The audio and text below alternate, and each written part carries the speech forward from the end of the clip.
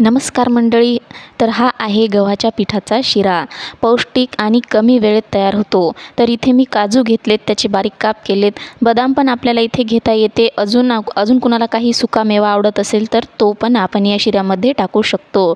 नंतर मी हा शिरा साखरेऐवजी गुळाचा वापर करून बनवणार आहे.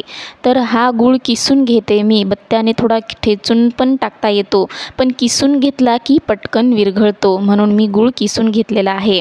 हे सर्व होईपर्यंत कढई तापायला ठेवली होती. त्यामध्ये 1 चमचा तूप घातलं. तूप पातळ झालं की त्यामध्ये 1 कप गव्हाचं पीठ टाकलं. मोजमापासाठी आपण एखादी वाटी, कप किंवा एखादा मोठा चमचासुद्धा घेऊ शकतो. त्यानेच सर्व साहित्य मोजून घ्यायचं. मोजून सर्व साहित्य घेतलं की मग व्यवस्थित जसा पाहिजे तसा होतो शिरा. नाहीतर मग अंदाजे घेतल्याने पीठ जास्त होतं तर तूप कमी होतं, तर पाणी जास्त होतं, मग तो शिरा व्यवस्थित होत नाही, पातळ होतो किंवा मग थोडासा घट्टसर होतो. आणि घट्टसर झाला तर त्यामध्ये पाणी पटकन मिसळत नाही. त्यासाठी सर्व साहित्य मोजून घेतलेलंच बरं असतं.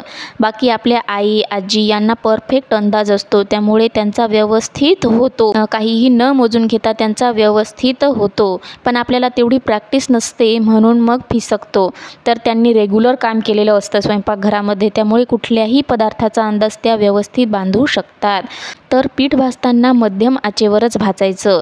खूप कमी किंवा जास्त आचेवर नाही भाजायचं.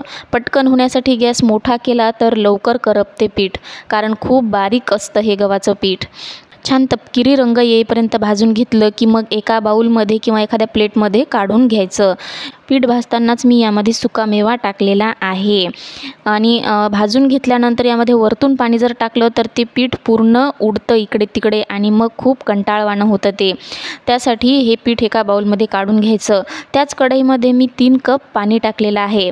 अगोदर 1 कप पाणी पडलं माझ्या हाताने, कारण अंदाज असल्यामुळे मला थोडंसं मोजून घ्यायचं लक्ष नाही राहिलं. तर 1 कप गव्हाच्या पिठासाठी 3 कप पाणी लागतं. त्या पाण्यामध्ये थोडीशी, एकदम थोडी वेलची पूड घातली मी. जास्त वेलची पूड नाही टाकायची, कारण जास्त झाली तर फक्त त्या वेलचीचीच चव लागते आणि खरी शिऱ्याची चव निघून जाते. त्यानंतर 1 कपला थोडंसं कमी किसलेला गूळ घातलेला आहे मी.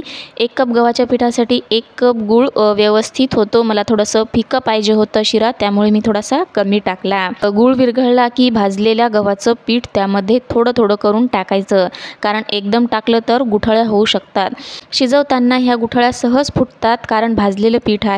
पण तरीही मी 2-3 टप्प्यामध्ये टाकून छान मिक्स करून घेतलं आणि झाला तयार आपला शिरा.